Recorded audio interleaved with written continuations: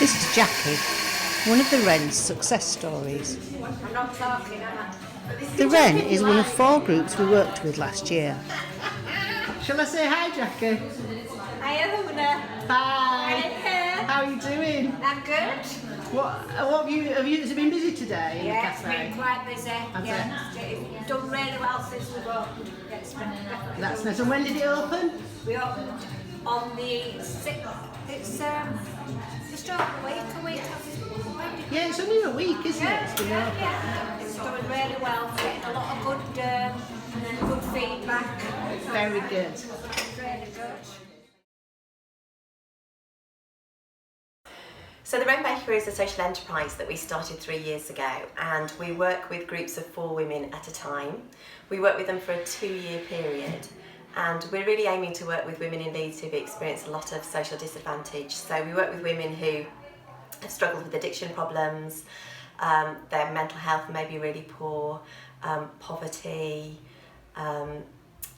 domestic violence, so issues like that. We want to kind of work with those women, provide a really safe, supportive environment for them, and give them transferable skills to be able to make steps back into work. So for 6 months we meet the women every Friday, and they're here in this training room with us, and we'll spend the morning doing kind of baking sessions. So we're wanting them to be confident bakers, we're wanting them to be able to bake for our cafe here and sell their produce.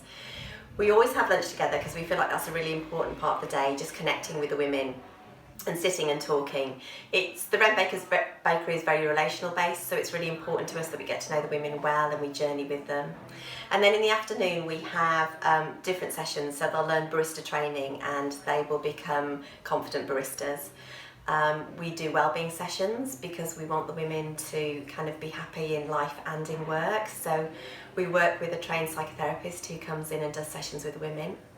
And then Una, you come in and do some fantastic art therapy. We did that for the first time last year with our graduates last year, and it was absolutely fantastic. It was a way of kind of really drawing out their stories through art, and I have to say that none of us felt like very good artists by the time we started, but honestly by the end of kind of 4 weeks we were really thriving, and we tried loads of different ways of kind of expressing our stories through different art forms, and the feedback was just phenomenal. So we absolutely want to include that in our training again this year. So at the end of a 6-month period, the women have built a portfolio of transferable skills, and we then go out and we celebrate and graduate them, and after that we then mentor them for another 18 months. And that's really to give them opportunities of working in our very own cafe here, but also linking with other employers in the city and moving the women into different work placements, either voluntary or paid.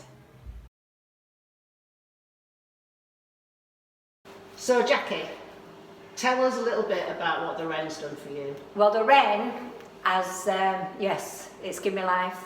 It has made me more than just exist, which is what I've told quite a few people. It's not only give me a lot, it's also give my family a lot. I got involved when the 5 Ways, I used to go to a group there called Wonder Woman, and it was told to us that there's 2 ladies, Claire and Emma, who started the Wren, and they're hoping to find volunteers to help them with baking and barista work and all these, and hopefully build your self-confidence.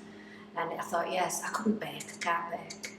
Well, I can, but I can now. But I couldn't. I thought, yeah, I met them, they came to 5 Ways, had an interview, and then not long after Claire rang me, she said, yeah, we'd love to take you on. And I was so pleased. And then we started at Meanwood Commute, is it a church or something? Yeah, we hired a community hall in Meanwood, so we hired their newly renovated kitchen and one of their rooms, their annex rooms, didn't we? And we used to drive the Citroen van over into the car park, and Andrew McBean used to come and do barista training actually on the van. So it was a good little venue, but because it wasn't city centre, created a few barriers for women in getting kind of 2 buses to us. But it was a good place to start, wasn't it? Yeah, lovely. The Wren offers baking and barista training to women who've experienced disadvantage. Red Dress supplements this training with creative life writing workshops. We draw, we think, we talk, we write. In other groups, we've done forum theatre, and in one group, we drew a map, because each group is tailored to fit. My new Patreon gives you access to creative writing tips and activities, drawing tuition, support with constructing your memoir or your fiction, and our amazing book club with special guest authors every month. You can also read articles, guest blogs, and extracts from my new book. Every penny goes to supporting Red Dress creative training projects with small charities like the Wrens.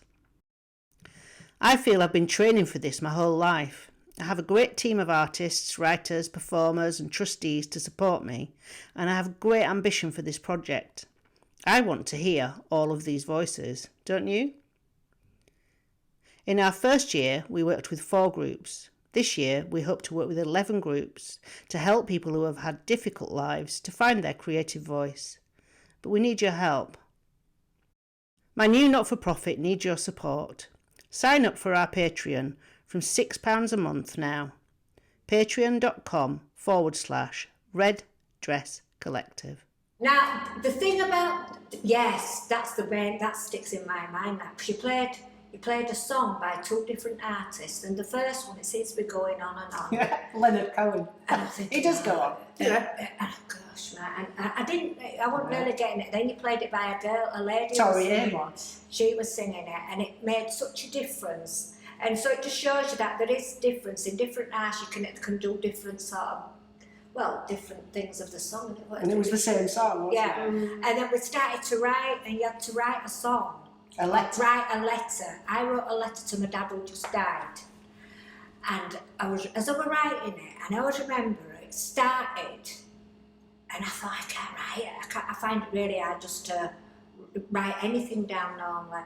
And I thought, and I just remember it started as I'm sitting here in Mabgate Mills. And that's how it started. And then everything, and it must have, I don't know if it was from them, the songs you played, or how you were speaking to us about how these thoughts can come and how different things can interpret it, different, how different voices of songs can do them.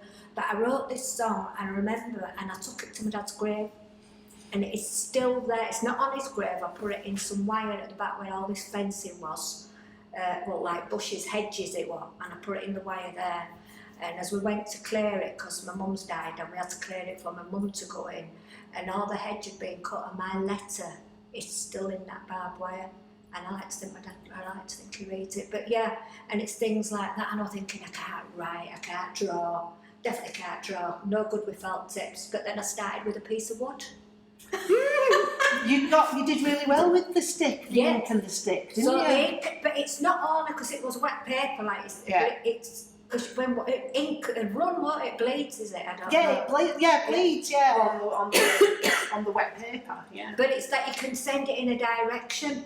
That's it right. It doesn't have to be just one big block, and you can make it shade and light with it. Yeah. So you see, all that I wouldn't have got any of that before. And we made some great cats. The cats. Loved the cats. Yeah, you can do a cat facing away, so you get its tail. Yeah. Mine weren't that good, but I'd got a cat where I could never even just do that for years. Yeah, so everybody enjoyed it. Yeah, Claire. they did. All the art, everything about it was just so good. And the emotion, that is the thing. Do you remember the emotion? I don't think we were expecting it. I think we were expecting a very kind of bland art class where you teach us different things, and actually what we got out of it was really empowering and really powerful, and just helped the women kind of tell their stories in a totally different way. I think you just totally disarmed us, Una, in a good way, and I think we all got an awful lot out of it. Oh yeah. And hadn't really expected to, had we? Because you were saying that the way people shared stories in the session, I mean, it should just kind of happen organically, I suppose. Yeah. And it kind of happens because I'm sharing my stories as well. Yes. It felt a really safe space. Yeah. And it allowed people just to kind of open up and tell their stories at their pace as well. And I think that was kind of really helpful.